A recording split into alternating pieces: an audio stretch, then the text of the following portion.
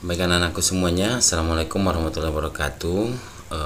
Pada tema 4 kita sudah belajar tentang listrik ya. Namun di sini perlu Bapak perjelas bahwa dalam pembelajaran kelistrikan ini mungkin anak-anak Bapak masih belum paham betul. Mudah-mudahan dengan materi khusus yang akan kita bahas pada kali ini tentang rangkaian listrik untuk kelas 6 SDM ini lebih mudah dari semua memahami. Baik adik-adik, mudah-mudahan ya dalam keadaan sehat dan tetap semangat untuk mengejar masa depan yang cemerlang. Kita mulai ya adik-adik ya. Nah, di sini ada rangkaian listrik sederhana yang Bapak bikin, bahwa ketika lampu terhubung, ketika kita lihat saklar terhubung, saat terhubung berarti itu dikatakan dengan listrik sedang dalam rangkaian tertutup ya, kalau lagi terhubung. Sedangkan kalau sedang terbuka, saklarnya dibuka, itu berarti rangkaian listrik dalam keadaan rangkaian terbuka. Nah, jika berarti kalau terhubung itu namanya rangkaian tertutup. Jadi saat rangkaian tertutup lampunya menyala begitu. Arus listrik juga mengalir. Nah, adik-adik, ini adalah listrik dinamis ya. Listrik dinamis itu artinya listrik yang arusnya mengalir, sedangkan listrik statis itu adalah listrik yang arusnya tidak mengalir. Contoh listrik statis yang mudah dipahami adalah gosok-gosokkan roll ke kain katun atau ke wall, atau juga roll plastik yang ada digosokkan ke rambut. Nah, nanti akan muncul arus listrik. Nah, kemudian setelah kita gosok-gosokkan ke rambut, kan kita dekatkan kepada kertas-kertas atau debu-debu. Nanti kertas-kertas yang kecil-kecil kita sobek-sobek itu akan tertarik oleh roll itu. Berarti di sana ada listrik statis. Nah, untuk listrik yang kita bahas ini pada lampu itu artinya adalah listrik dinamis atau listrik mengalir. Jadi adik-adik, listrik itu ada dua ya, listrik statis dan listrik dinamis. Yang statis itu tidak mengalir. Contohnya pada roll yang digosokkan pada rambut. Sedangkan listrik dinamis itulah listrik yang seperti yang kita jumpai di rumah-rumah, seperti yang akan kita pelajari berikut ini. Nah, adik-adik, Bapak ulangi lagi, saat saklar tertutup itu namanya rangkaian tertutup, maka lampu menyala. Sedangkan saat saklar dibuka, artinya rangkaian terputus atau terbuka, berarti lampu padam. Kita lanjutkan. Kemudian rangkaian di sini kita akan melihat rangkaian seri, artinya rangkaian listrik yang disusun secara seri.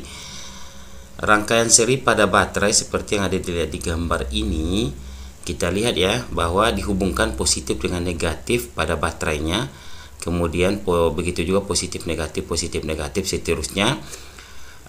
Jadi yang dihubungkan pada rangkaian seri ini adalah terlihat di sini pada gambar yang Bapak bikin ini, dihubungkan positif negatif dan seterusnya seperti itu. Ingat ya, pada rangkaian seri baterai disusun dihubungkan positif negatif dan seterusnya begitu. Nah, untuk gambar pada bagian bawah, baterai juga tersusun seperti itu ada ya, disusun pada positif dengan negatifnya ke bawah, negatif dan positifnya nanti akan terhubung. Jadi kita hubungkan positif negatif, dan kemudian dari negatif nanti kita hubungkan, pada akhirnya kan akan terjadi positif di sini, maka dihubungkan yang dari negatif sampai ke positif yang terakhir. Nah, untuk rangkaian seri pada gambar di sini kelihatan ya adik-adik ya, satu lampu mati lampu semuanya, begitu seterusnya. Saat on maka lampu hidup, sedangkan off dari sini maka lampu padam. Jadi satu padam semuanya.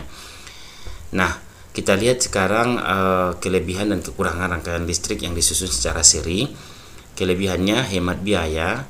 Kenapa? Karena kita membeli kabelnya nggak seberapa, kabelnya lebih pendek, lebih sedikit kita butuhkan. Kemudian berarti artinya lebih hemat biaya saat kita membeli bahan-bahannya. Kemudian hemat kabel. Kemudian rangkaian lebih mudah dibuat karena sederhana sekali adik-adik ya untuk membuat rangkaian seri. Kemudian analisa kerusakan juga lebih cepat ditemukan. Sedangkan kekurangannya, di sini terangnya lampu dengan yang lain tidak sama. Kenapa tidak sama? karena lampu yang pertama pasti mendapatkan kuat arus listrik yang maksimal, sedangkan yang kedua berkurang, yang ketiga juga berkurang. Artinya cahaya lampu akan lebih redup karena digunakan bersama-sama secara serentak gitu. Kemudian yang kedua, jika salah satu lampu ada yang putus maka yang lain akan putus. Artinya kalau lampu satu terjadi kerusakan maka yang lain juga akan ikut mengalami kerusakan. Kemudian dia akan boros daya. Kenapa? Karena arus listrik dengan voltase yang sama atau kuat tegangan yang sama itu digunakan secara bersama-sama, otomatis arus listrik ini akan terbagi-bagi gitu ya, terbagi-bagi secara bersamaan, otomatis akan boros daya. Kemudian yang berikutnya adalah nyala lampu lebih redup ya, karena memang kekurangannya kan begitu tadi, nyala lampunya lebih redup karena daya yang sama, yang sudah tertentu dayanya. Kalau misalnya 20 volt digunakan oleh 3 lampu secara bersamaan, tentu cahaya lampunya juga akan redup ya Dedek ya. Kemudian seperti pada gambar ini terlihat ya, bagus ya gambarnya dan kelihatan hidup gitu. Kemudian kita lihat yang rangkaian paralel. Di sini ada lampu 1, lampu 2, lampu 3. Kalau misalnya Bapak katakan yang dekat dengan baterai lampu 1, yang di tengah lampu 2, sedangkan yang di ujung adalah lampu 3. Nah, terlihat sekali di sini bahwa jika lampu 1 hidup, nah kemudian yang lainnya masih kecuali kita on kan, artinya bisa kita ganti-ganti untuk kita hidupkan dan kita nyalakan secara bergantian. Nah, kemudian adik-adik, di sini kelebihan dan kekurangan rangkaian listrik yang disusun secara paralel, yang pertama adalah lampu tidak mati secara bersamaan karena bisa diganti-ganti dengan saklar yang kita pasangkan sesuai dengan kebutuhan. Kemudian adik-adik, pada rangkaian di sini ini nanti rangkaian paralel ini kan, kalau misalnya andaikan saklar yang seperti pada gambar ini kita pindah ke tengah ini ya, untuk lampu di tengah pada kabel yang di tengah ya Dedek ya, kita matikan satu yang lainnya tidak mati, berarti ini adalah rangkaian paralel. Namun untuk rangkaian di sini kan, jika kita matikan, karena kalau letak saklarnya seperti ini, otomatis saat off itu akan terputus arus kesemuanya, berarti akan mati semua. Jadi Bapak sengaja ini membuat rangkaian seperti ini supaya adik-adik lebih memahami. Kalau misalnya ini kita pindah, ini bukan rangkaian paralel, kalau seperti ini rangkaian seri ya adik-adik ya. Jadi kalau kita pindah ini saklarnya ke tengah ini, seperti yang Bapak tunjukkan di sini pada lampu yang di tengah, kita bikin pada kabel lampu yang di tengah, otomatis nanti kita padamkan lampu yang di tengah ini, yang di atas tetap hidup. Begitu ya adik-adik ya. Atau juga saklar ini adik-adik pindah ke kabel yang berada pada bagian atas, sehingga nanti jika dimatikan lampu di atas kita off, maka yang di tengah tetap hidup. Nah, jadi artinya ini rangkaian paralel. Namun di sini gambar ini Bapak sengaja dalam seri, artinya supaya adik-adik bisa kita pindah sehingga adik-adik bisa mengetahui bahwa rangkaian paralel itu seperti ini. Nah, pada dasarnya rangkaian paralel seperti yang kita lihat pada gambar tadi, seperti ini. Jadi kalau hidup satu, baru yang lainnya belum hidup, kecuali kita on kan semuanya sama-sama dihidupkan, itu maksudnya ya Dede ya. Oke, kita lanjutkan. Lalu apa kelebihan dan kekurangannya? Yang pertama adalah lampu tidak mati bersamaan, jelas ya, karena bisa di saklarnya bisa kita pasang rame-rame gitu ya. Kemudian lebih efisien menghantarkan tegangan. Kenapa? Karena tegangan arus listrik misalnya ini 20 volt kita pasang baterainya. Kemudian kita ini kan yang 20 volt ini bisa kita efisienkan untuk kepada lampu mana yang mau kita inginkan nanti gitu ya.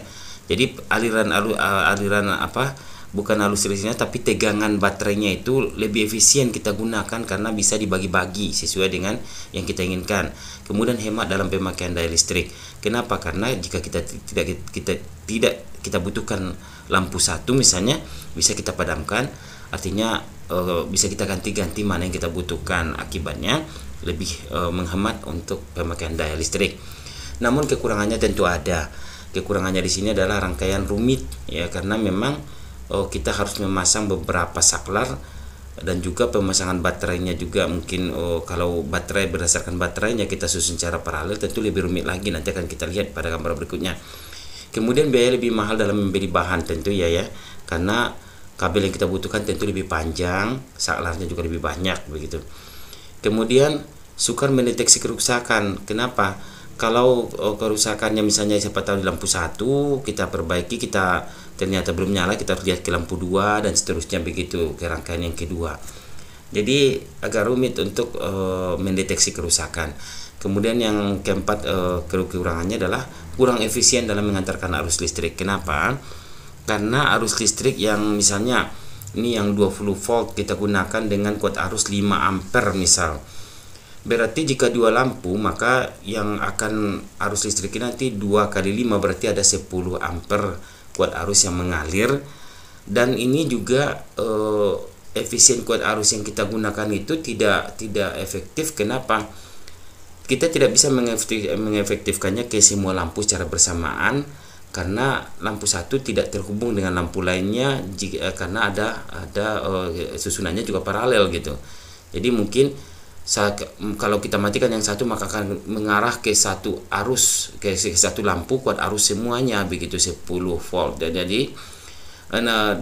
tapi lampunya itu kan akan lebih terang. Jadi untuk disusun paralel itu kelebihannya salah satunya adalah cahaya lampunya lebih terang, karena kuat arus itu bisa kita arahkan ke mana yang kita kehendaki begitu. Jadi namun dalam pembagian kuat arus itu akan kurang efisien.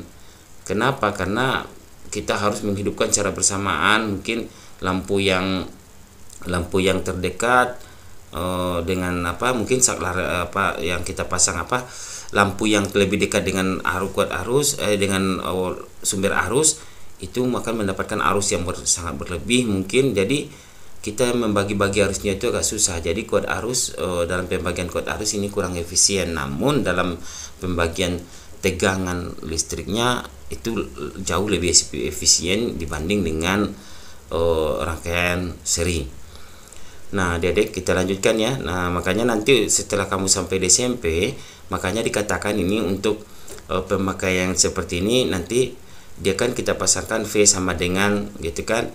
Kalau apanya kan misalnya cukup kita jumlahkan kuat arus 1 tambah voltase 1 tambah voltase 2. Namun untuk paralel nanti kan C per V sama dengan C per V1 tambah C per V2. Makanya karena di sini terjadi pembagian arus yang tidak seimbang dan sedangkan untuk tegangannya sama. Jadi nanti adik-adik kalau untuk rangkaian seri, jika R sama dengan R1 tambah R2 tambah R3 dan seterusnya, atau V1 tambah V2 tambah V3 dan seterusnya begitu jika disusun secara seri. Namun untuk paralel itu adalah merupakan seper gitu, seper V sama dengan C per V1 tambah C per V2, begitu juga R-nya C per 1 tambah C per R2 dan seterusnya. Oke adik ya. Sedangkan rumus V itu sendiri adalah voltase itu sendiri adalah sama dengan kuat arus dikali dengan resistornya atau tahanannya, atau V sama dengan I kali R. Nanti akan dipelajari di sekolah lanjutan. Namun jika adik-adik nanti ingin pada saat tatap muka, silakan akan kita dalami lebih lanjut sehingga nanti di SMP dengan harapan adik-adik semua akan lebih gampang memahami materi ini. Oke adik-adik kita lanjutkan ya. Di sini bagaimana dengan baterai yang disusun secara paralel. Nah adik-adik tadi kalau pada rangkaian seri itu disusunnya adalah positif negatif begitu seterusnya.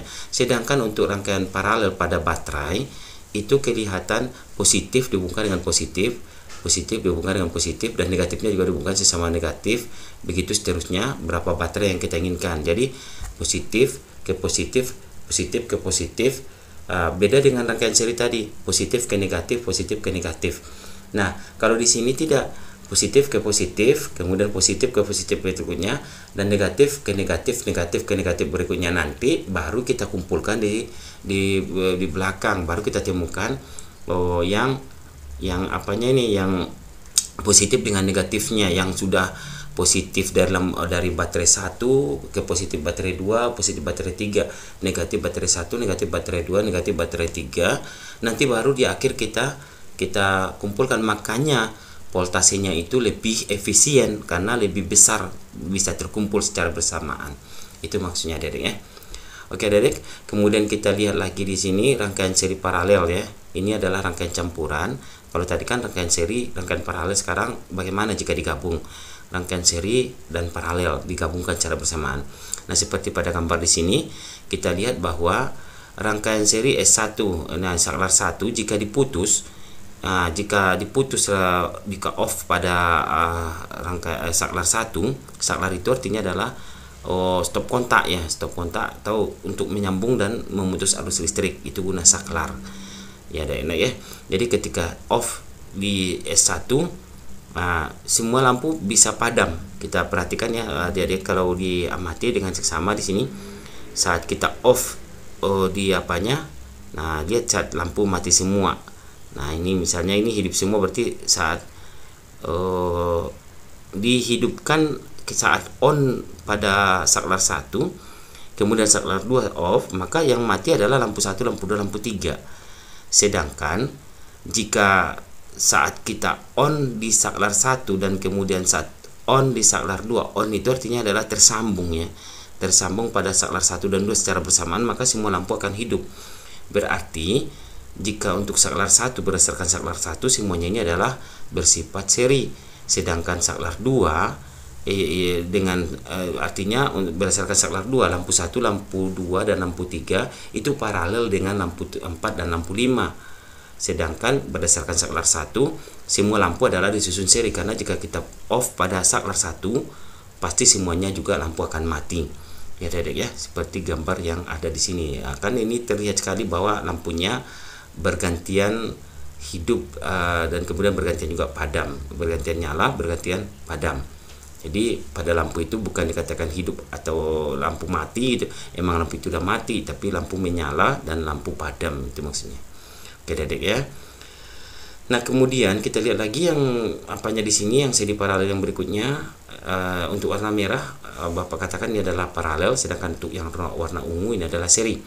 Kita lihat pada lampu yang seri, yang pada lampu kita lihat kan saat ungu itu semuanya berarti itu adalah seri. Jadi kalau kita putus dia, jika misalnya lampu yang dekat baterai lampu 1 di tengah lampu 2, sedangkan yang paling ujung ini ada 2 sejajar, ini ada lampu 3 dan 4, maka untuk lampu 1 dan lampu 2 itu paralel dengan